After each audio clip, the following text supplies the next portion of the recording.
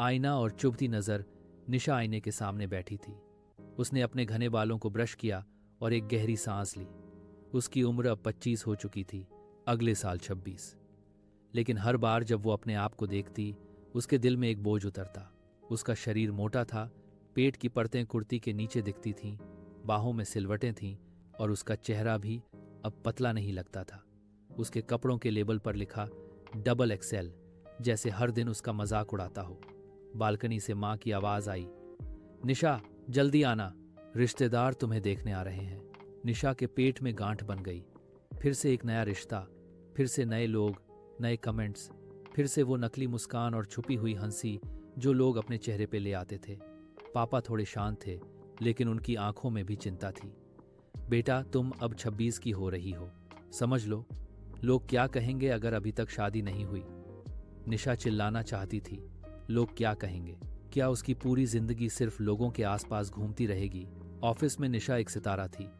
Graphic designer के तौर पर उसके डिजाइन हमेशा क्लाइंट्स को पसंद आते। बॉस उसकी तारीफ करते बिना नहीं रहते।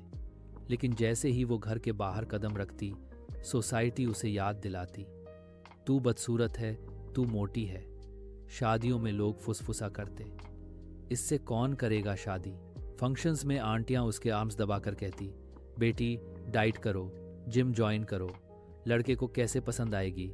निशा बाहर से हौंस देती थी, लेकिन अंदर से बिखर जाती। उसकी आत्मविश्वास धरती के नीचे दब गई थी। मैं कपड़ों के दर्पण से बचती थी, ट्रेंडी कपड़े आजमाने की कोशिश नहीं करती थी। समूह तस्वीरों में हमेशा कोने की सीट लेती थी, हर जगह खुद को छुपा लेती थी। उस शाम जब रिश्तेदार आए, निशा ने अपनी दुपट्टा से शरीर को जितना हो सके कवर कर लिया।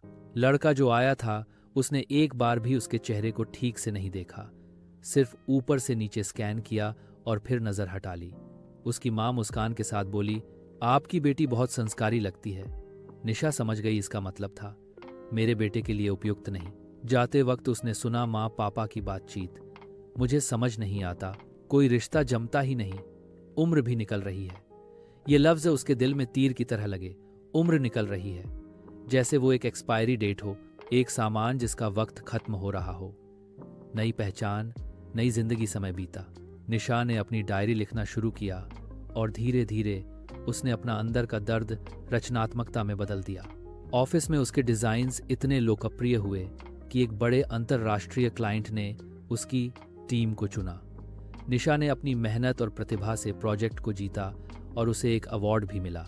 पहली बार उसने महसूस किया कि उसका आकार उसकी पहचान नहीं है, उसका टैलेंट है। एक दिन उसके बॉस ने कहा, निशा, तुम्हें एक कॉन्फ्रेंस में अपना प्रोजेक्ट प्रेजेंट करना होगा। ऑडियंस में इंटरनेशनल डेलीगेट्स होंगे। निशा का पहला रिएक्शन डर था। सब लोग मुझे देखेंगे, मेरी बॉडी का मजाक बनाएंगे। लेकिन उसने डायरी के पन्नों को याद किया जहां उसने अपने दिल की बात लिखी थी। उसने खुद से कहा, निशा, अब वक्त आ गया है दुनिया को दिखाने का कि तुम सिर्फ एक बॉडी नहीं, एक ब्रेन और एक हार्ट हो। कॉन्फ्रेंस के दिन निशा ने एक एलिगेंट सूट पहना। हाँ, वो XXL था, लेकिन उसने पहली बार अपने दुपट्टे के पीछे छुपना मना किया। जब उसने मंच पर अपना काम प्रस्तुत किया, हॉल तालियों से गूंज उठा। लोगों ने उसकी रचनात्मकता और आत्मविश्वास के लिए खड़े होकर अभिवादन किया। उस रात घर आकर माँ ने उसे गले लगाया, बेटा, आज मुझे समझ आया कि शादी ही सब कुछ नहीं होता। तुमने अपनी मेहनत से जो नाम बनाया है, उससे बड़ी इज्जत और क्या हो सकती है। पापा की आंखों में आंसू थे, लेकिन इस बार वो दुख के नहीं, गर्व के थे। समझ वाले लोग अब भी कुछ न कुछ बोलते थे, लेकिन निशा ने सीख लिया था एक नया जवाब, मुझे अपना आप पसंद है और यही मेरी सबसे बड़ी जीत है। उसके काम की वजह से उसे एक विदेशी कंपनी से ऑफर आया। निशा ने खुशी खुशी स्वीकार किया। उसने अपनी डायरी बंद करते हुए लिखा, मैं मोटी हूं, लेकिन मैं खुद से प्यार करती हूं। मैं बदसूरत नहीं, अद्वितीय हूं और मेरी जिंदगी की असली शुरुआत अब हो रही है। कॉन्फ्रेंस की एक फोटो वायरल हो गई। निशा स्टेज पर कॉन्फिडेंट खड़ी थी, चेहरे पर चमकती स्माइल थी। कमेंट सेक्शन में लिखा था, beauty is not size, beauty is confidence. और निशा के लिए वही था उसकी जिंदगी का सबसे बड़ा रिवॉर्ड।